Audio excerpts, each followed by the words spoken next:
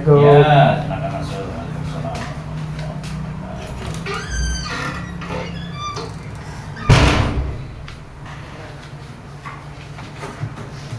Ih, Assalamualaikum warahmatullahi wabarakatuh, Pak Agus. Waalaikumsalam.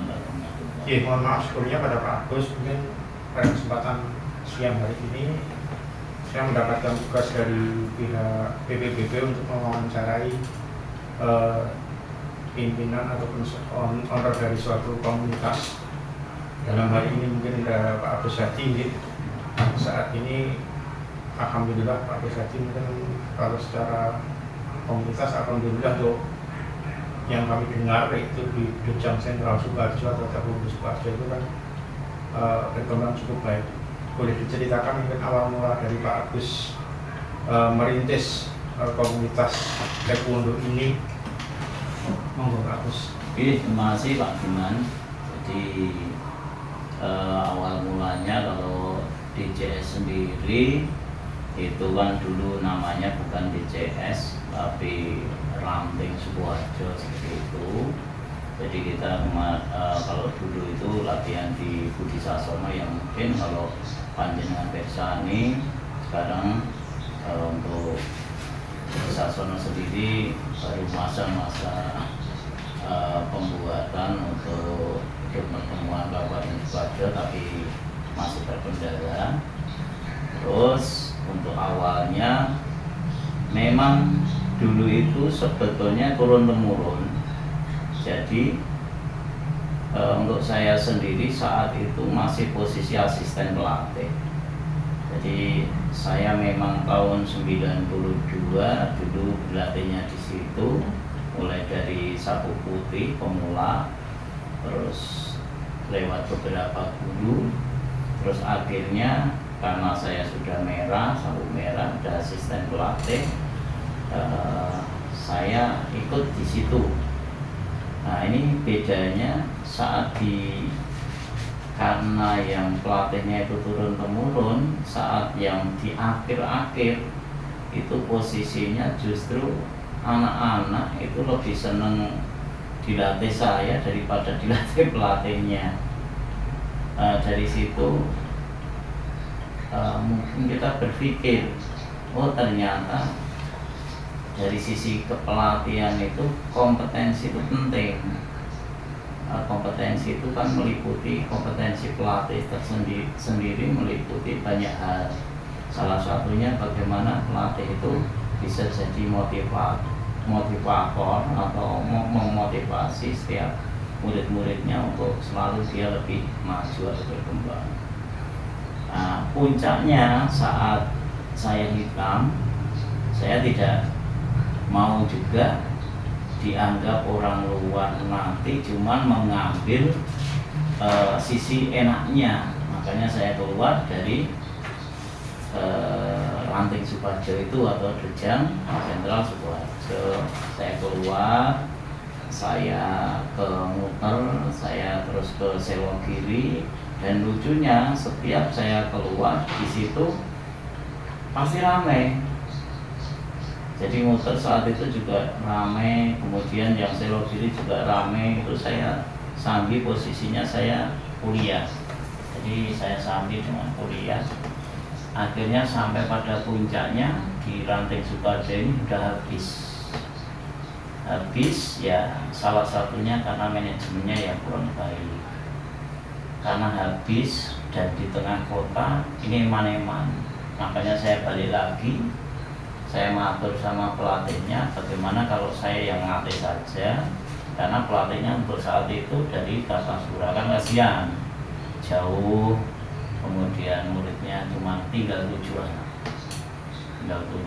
terus akhirnya beliau itu setuju saya ngelatih dan beliau kembali ke Kartasura. Mulai saat itu sudah mulai tersebar kalau saya yang melatih dan sudah mulai berkembang pelan-pelan dan akhirnya sampai kita kembalikan ke posisi yang dulu. Jadi saat saya latihan itu ada 180-an. Nah ini begitu saya pegang di situ udah mulai di atas 100 sampai di atas 100, 150, terus sampai ke 200-an lah, sampai ke 200. Akhirnya begitu sampai 200 beberapa tertentu kita dengan prestasi yang mungkin katakanlah prestasinya ini bagus sekali. Sebetulnya pada awalnya kita tidak pengen berprestasi, arahnya tidak prestasi sebetulnya. Saya cuma seneng bagaimana saya membina banyak orang puas. Jadi awalnya kita tidak mikir ke prestasi, makanya bahasa kita itu prestasi itu bukan kok medali yang dia dapatkan, tapi justru prestasi itu perubahan perilaku. Dari dia itu tidak rajin jadi rajin, dari dia itu kurang baik jadi baik dan lain sebagainya. Jadi yang kurang disiplin jadi disiplin. Nah, sampai sekarang alhamdulillah kita sudah punya gedung sendiri di depan KPU tuh, dan kita sudah memakai sistem shift itu sesuai karena tahun 2017, 18, 19 kita studi banding di Korea. Nah, ternyata di Korea itu yang notabene ini tempat asalnya taekwondo, nah ini mereka pakai sistemnya shift, tidak pakai sistem gedungnya besar, latihannya bareng-bareng seperti itu. Kita pakai itu dan alhamdulillah sekarang kita satu minggu ada 13 shift, terus kita menangani kurang lebih 300 atlet atau peserta. Itu Pak gimana?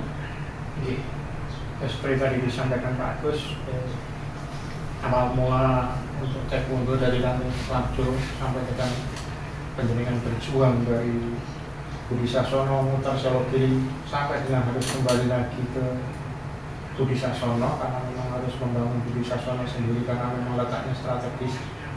Dari perkembangan dari 7 anak berproses sampai dengan kembali kunjungan di Budi Sasono itu saat itu 100-an ya, 100 hingga sampai dengan 150 hingga 200. Namun ketika penjaringan setelah berproses membangun gedung sendiri yang di depan KPU yang mungkin memerlukan waktu yang kurang lebih sampai dengan 1 tahunan gitu harus berproses untuk gedung sendiri yang di depan KPU itu. Dan saat ini alhamdulillah penjaringan menangani pelatihan ini di dalam 1 minggu itu 13 shift ya, hampir tidak ada lowongnya di dalam waktu 1 minggu. Selama ini ketika penjaringan melatih anak-anak yang seperti tadi disampaikan, penjaringan mengutamakan ke arah perubahan perilaku tadi, ada tidak kasus-kasus yang mungkin merupakan dilema etika ataupun bujukan moral. Misalnya ya saat kami umpamakan ketika penjaringan dihadapkan, penjaringan sudah melatih anak yang dilatih dari mungkin sabuk putih sampai dengan sabuk merah atau mungkin sampai dengan sabuk hitam, tetapi pada waktu tertentu anak tersebut ada pilihan lain, misalnya ketika harus pindah mengikuti keluarga atau mungkin pindah latihan ke pelatnas atau mungkin ke pelatihan secara internasional, ada nggak hal seperti itu? Kalau seperti itu sudah biasa di taekwondo ya. Jadi taekwondo ini lisensinya kalau di bawah sapu hitam itu kan lisensinya nasional. Jadi manakala kita itu harus kehilangan seseorang, itu kita sudah terbiasa dengan itu. Karena contohnya gini, anak ini SMA kelas 2, kelas 3 ikut saya. Dia bergabung dengan kami, tapi begitu kuliah dia harus keluar kota. Mau tidak mau kita harus ikhlaskan itu, karena memang itu untuk perkembangan mereka. Jadi beda lagi saat anak ini pindah karena pengen pindah ke satu tempat yang di situ mungkin tingkatannya sama Nah ini kalau dalam masalah kayak gini kita agak tegas. Jadi kalau masalah dia itu beda, kayak mungkin ada anak kami yang masuk di PPLOP, masuk di Pelada, masuk di Pelatnas, oke, karena ini memang tingkatannya beda. Kalau beda ini tidak apa-apa. Tapi begitu tingkatannya sama, nah ini yang harus kita jadikan. Mungkin ada evaluasi buat kita, evaluasi kenapa kok bisa anak ini pindah, kan gitu kan. Jadi harus ada evaluasi, kita tidak serta-merta harus menyalahkan orang lain atau anak tersebut. Tapi satu hal yang namanya satu organisasi komunitas itu, kalau dia sudah berani keluar dari komunitas tersebut, ya secara otomatis dia tidak bisa untuk kembali ke situ lagi selama itu standarnya atau levelnya sama. Tapi kalau level berbeda, justru level berbeda ini akan membuat komunitas kita itu tambah maju, karena di situ nanti ada promosi-promosi yang berkaitan dengan orang tersebut, dan itu bisa nanti, oh komunitas ini ternyata punya atlet yang sudah masuk pelatnas, punya atlet yang sudah masuk pelada dan lain sebagainya. Seperti itu Pak. Mungkin seperti tadi disampaikan, kalau terkait perpindahan yang secara selevel itu mungkin penjaringan tegas terkait itu. Tetapi ketika itu memang levelnya ke arah yang lebih tinggi, tentunya tadi merupakan hal yang berdampak positif, baik itu dumateng tempat latihan penjaringan maupun sesuai yang pindah ke arah level lebih tinggi. Kalau untuk perpindahan ini, langkah-langkah atau prosedur yang biasa ditempuh oleh anak-anak yang akan pindah bagaimana? Perpindahan yang mana? Yang perpindahan dari level bawah ke level ke atas kan, ini kan pada sama-sama baiknya gitu. Karena itu akan terjadi di 5 sama-sama perkembangannya bagus, ketika itu ke atas itu prosedurnya. Kalau level tidak selevel, artinya meningkat. Meningkat itu kan biasanya dari sana sudah ada model untuk rekrut, gitu. Rekrutan itu kan ada, mungkin bisa lewat link, mungkin bisa lewat pendaftaran online dan lain sebagainya kan, itu pasti melewati seleksi. Seleksi itu sendiri juga ada syarat. Jadi contohnya gini, anak ini mau masuk PPLOP.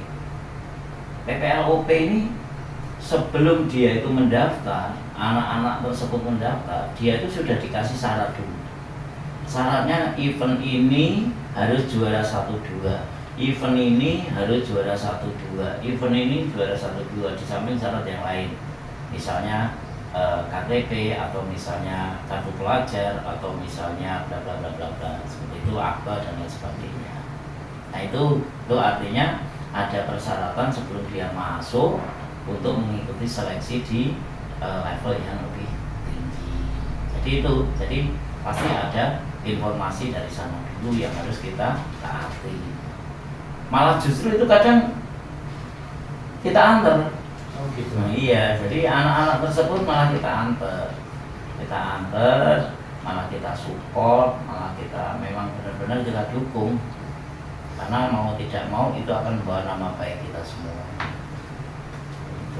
Baik, selanjutnya Pak Agus, mungkin tadi dari beberapa persyaratan mulai dari kejuaraan dan yang lain sampai dengan mungkin persetujuan penjenengan dan yang ada di level atasnya tadi, hal-hal apa yang mungkin efektif penjenengan lakukan ketika harus mendorong anak-anak supaya kalau itu terjadi perpindahan ke arah level lebih tinggi itu tadi, mungkin baik itu hal-hal apa yang biasa penjenengan laksanakan untuk memotivasi anak? Jadi sebetulnya prinsip, jadi konsep saya melatih. Ya artinya gini, ini untuk semuanya. Jadi untuk semuanya, setiap termasuk anak kecil-kecil. Jadi konsep kita melatih itu sebetulnya dia punya satu kegiatan dulu yang di sini kita punya. Satu kegiatan apa? Kegiatannya latihan. Terus tujuannya untuk apa? Nah ini yang perlu diperhatikan. Jadi ada beberapa tujuan sebetulnya di komunitas kami. Kan? Salah satunya olahraga. Tujuannya olahraga. Berarti mungkin kadang ada anak yang lulus SMA, kuliah sudah tua ikut latihan karena sasarannya cuma untuk olahraga. Nah, ini akan berbeda dengan yang lain. Kedua, mungkin untuk pelajar, apa itu? Berarti untuk prestasi. Oke, berarti ini untuk pelajar. Oh, pelajar saja mungkin kalau SMP nanti mungkin kita akan manennya di SMA. Kalau SMA ya mungkin dia saat di kuliah. Nah, berarti kita harus turunkan lagi. Mungkin sampai ke SD kita mulai, mungkin sampai ke TK, PAUD. Makanya sampai saat ini kita tuh menerima di usia minimal 4 tahun. Harapannya apa? Harapannya kita punya aplikasi jangka panjang. Gitu. Ini untuk prestasi.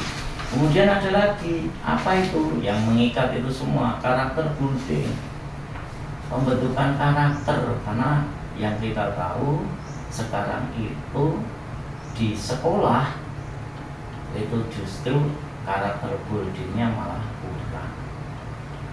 Kalau di bela diri karakter buildingnya agak kuat. Karena posisinya bela diri itu jangan salah, ini pembentukan karakternya kuat sekali. Karena dia itu diatur dari segala lini. Mungkin bahasanya kalau sekarang orang kerja ya seperti kita itu masuk di tentara gitu.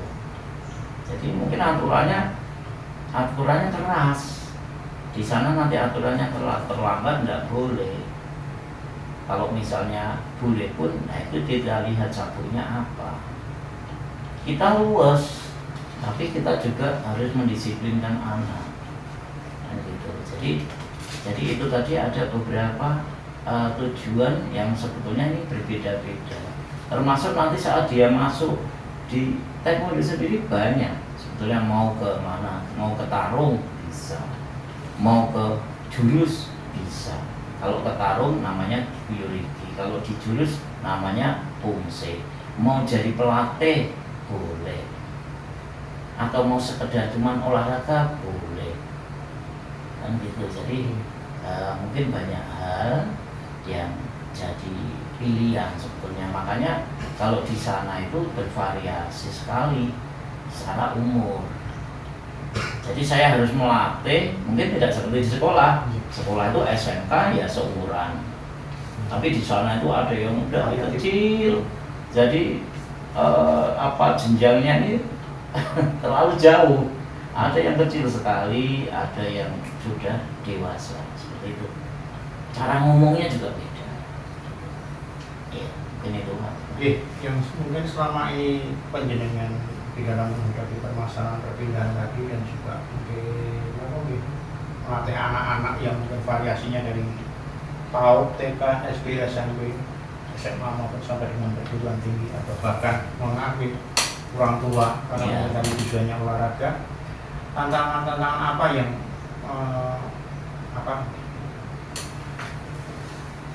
tantangan apa ketika jenengan melatih yang dengan posisi variasi umur tadi? Ya. Kalau saya itu secara pribadi senang membina. Jadi bagi saya sebetulnya kayak gitu seneng-seneng aja. Artinya seneng, saya menikmati pekerjaan saya. Saya tuh seneng menjadikan anak itu dari dia itu tidak bersemangat jadi semangat, dia itu tidak bisa jadi bisa, itu saya senang. Kepuasan saya di situ. Tapi tetap ada banyak tantangan, tetap ada. Karena itu tadi umur saja bedanya jauh.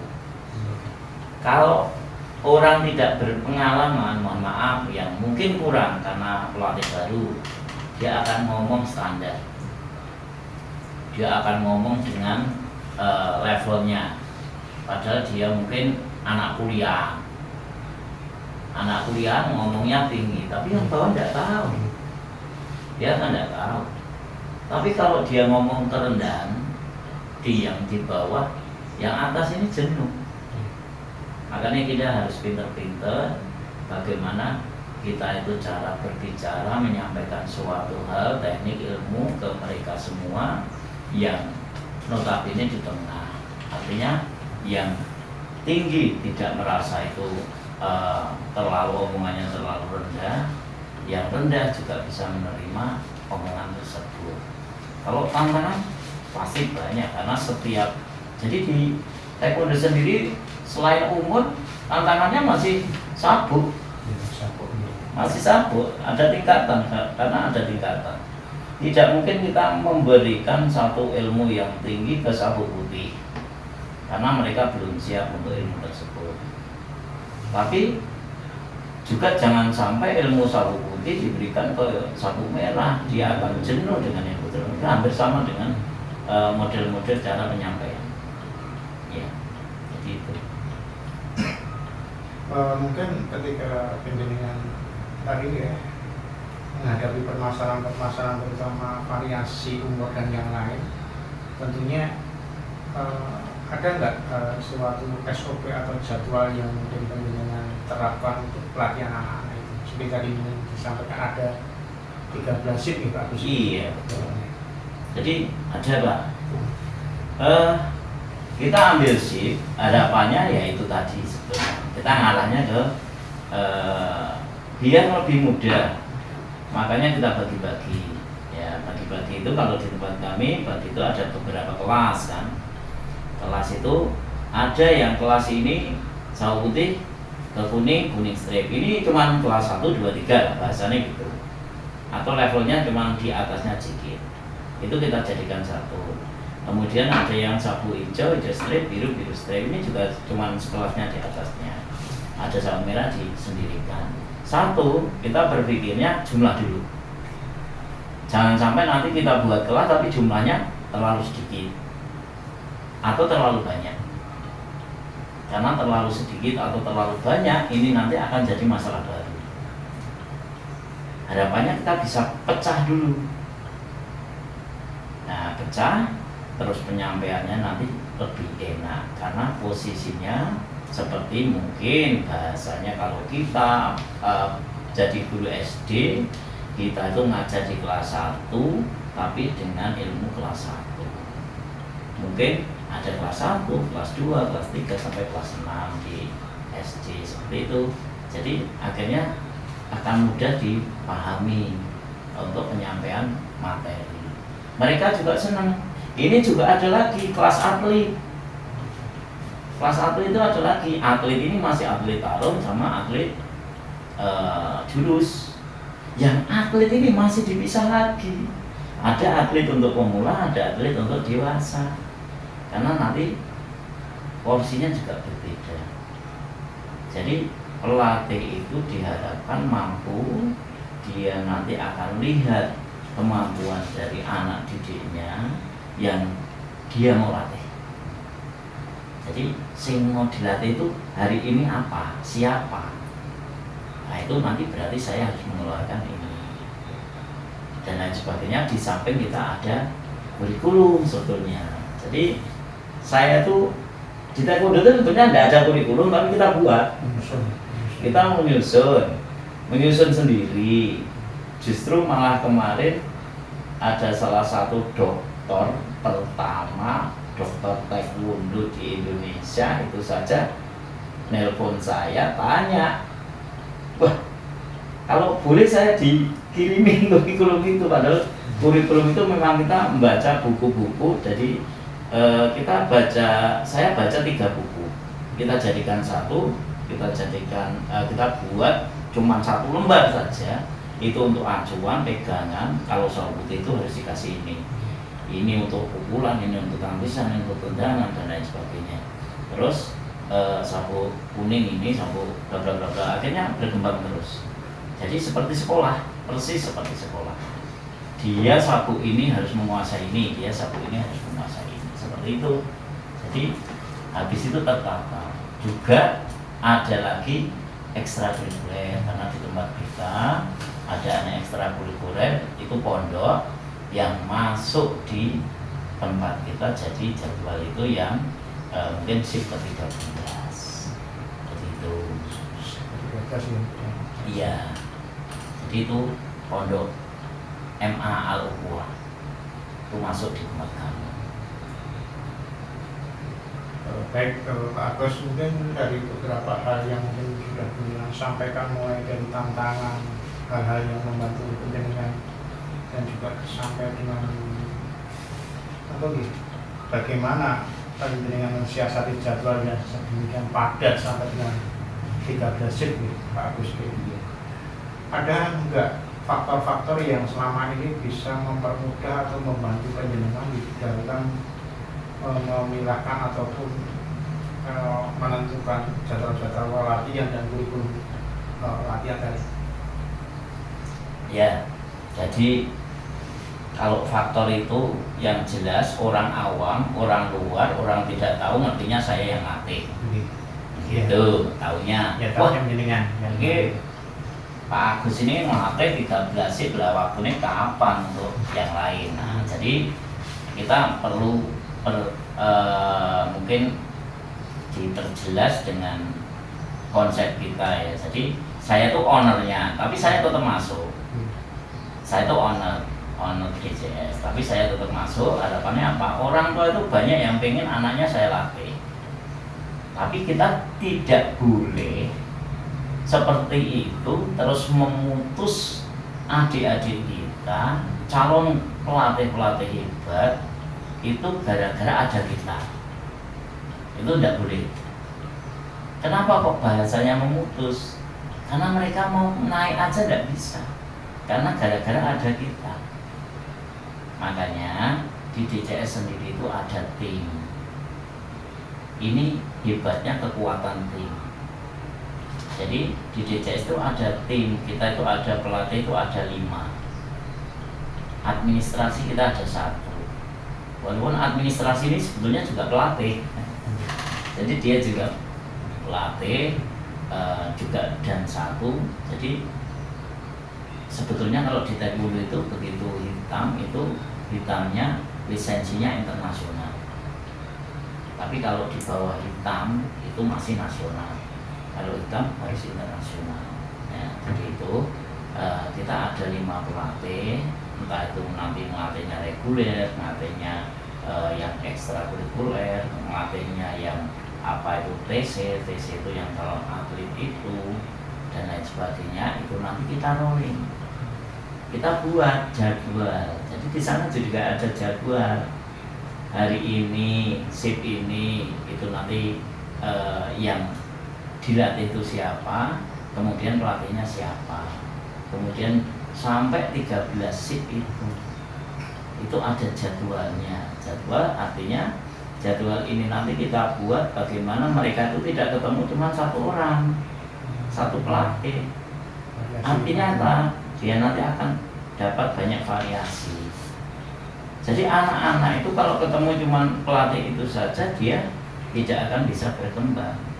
Tapi begitu punya banyak pelatih, dia nanti akan punya referensi banyak.